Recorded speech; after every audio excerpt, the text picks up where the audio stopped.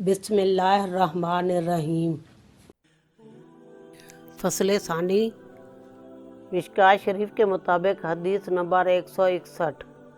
ربیعہ جرشی رضی اللہ تعالیٰ عنہ بیان کرتے ہیں، نبی صلی اللہ علیہ وسلم کی خدمت میں ایک فرشتہ حاضر ہوا اور آپ سے عرض کیا گیا، آپ کی آنکھیں سوئی ہوئی ہوں، کسی اور طرف نہ دیکھیں، آپ کے کان توجہ سے سنتے ہوں اور آپ کا دل سمجھتا ہو۔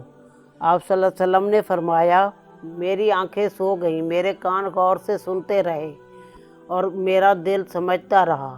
آپ صلی اللہ علیہ وسلم نے فرمایا، مجھے کہا گیا کسی سردار نے کوئی گھر بنایا، اس میں دسترخوان لگایا اور کسی دعوت دینے والے کو بھیجا، بس جس شخص نے داعی کی دعوت کو قبول کر لیا وہ گھر میں داخل ہوا، کھانا کھایا اور وہ سردار اس سے خوش ہو گیا، اور جس شخص نے داعی کی دعوت قبول نہ کی تو وہ گھر میں داخل ہوا، نہ کھانا کھایا اور سردار بھی اس پر ناراض ہوا۔ آپ صلی اللہ علیہ وسلم نے فرمایا، اللہ سردار ہے، محمد صلی اللہ علیہ وسلم داعی ہیں، گھر سے مراد اسلام اور دسترخوان سے مراد جنت ہے۔ سند ضعیف۔